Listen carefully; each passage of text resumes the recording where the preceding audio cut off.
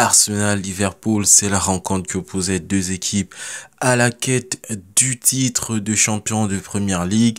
Et ce qu'on peut dire, c'est que les équipes se sont séparées sur un match nul, 2 buts partout pour les deux équipes. Du côté d'Arsenal, on a eu comme buteur Mikel Merino et Bukayo Saka. Et du côté de Liverpool, on a Virgil van Dijk qui a marqué un but sur la tête et Mohamed Salah qui a égalisé dans les tout derniers instants, du moins à la 80e minute de jeu. Pour moi, c'est une rencontre qui, dans sa physionomie, respecte le score respecte assez bien la physionomie de la rencontre. On a eu deux équipes qui ont eu des temps forts et qui ont eu des temps faibles.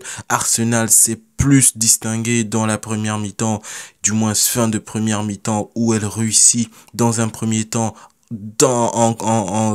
contre le cours du jeu à prendre l'avantage, à marquer le premier but par l'intermédiaire de Bukayo Saka, mais se retrouve à être rapidement à encaisser rapidement un but sur corner par Virgil van Dijk et les deux équipes étaient en mode observation. Mais comme à son habitude, Arsenal avec une très belle vision, une très belle tactique, une très belle façon de tirer les coups de pied arrêtés, ils réussissent à claquer un deuxième but qui leur permet de retourner à la mi-temps avec un avantage de 1 but.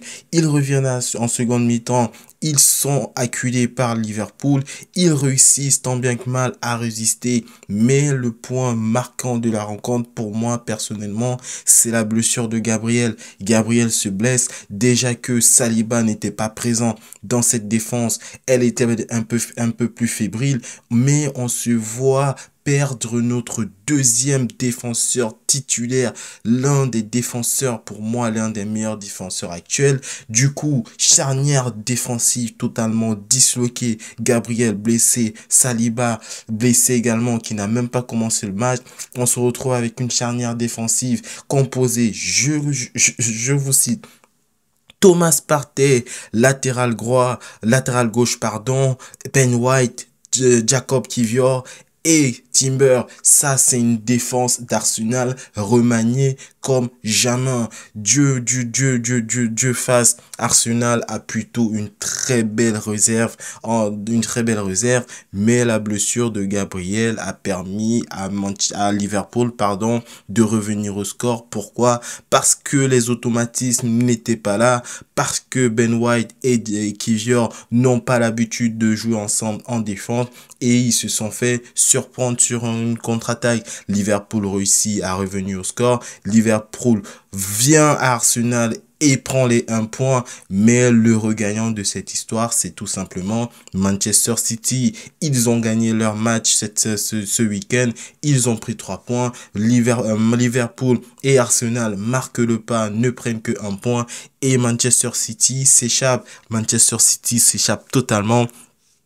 Pep Guardiola est totalement heureux, il n'y a rien à dire. Franchement, les deux entraîneurs, Mikel Arteta et Arne Slot, ont respecté leur principe de jeu, ils ont respecté leur identité. Arteta aime la conservation de balle, Arteta sait jouer au ballon, Arteta fait en sorte que ses équipes soient décisives sur les coups de pied arrêtés. De son côté, Arne Slot réussit généralement à instaurer un pressing assez concret et assez difficile pour ses adversaires. Il procède généralement par contre-attaque. Les deux entraîneurs ont réussi à mettre en place leur physionomie du football, leur système de jeu en place à des moments bien différents de la rencontre. Malheureusement, ils n'ont pas pu prendre l'ascendant sur l'un comme sur l'autre et ils se séparent avec un 2 buts partout.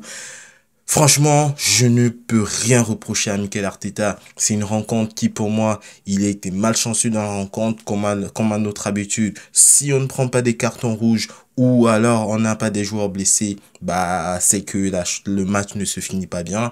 Comme à notre habitude, nous sommes malchanceux. Nous prenons soit des cartons rouges ou des buts à la dernière minute. Et voilà, on réussit quand même à s'en sortir avec 1 point. On ne va pas faire la fine bouche dans une situation où on perd notre charnière défensive, Gabriel et Saliba. Voilà, c'est compliqué, c'est compliqué du côté d'Arsenal, mais s'il faut voir les bons côtés, Bukayo Saka était en jambes, Bukayo Saka revenait de blessure, il a été très bon durant la première mi-temps. De son côté, Martinelli également a été percutant.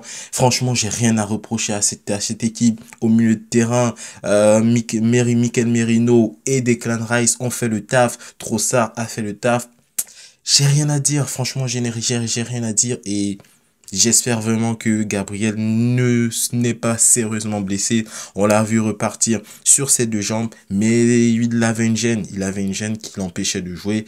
C'est la vie. Dans tous les cas, on verra bien ce qui va se passer le week-end prochain, en espérant que notre charnière se reconstituera assez rapidement.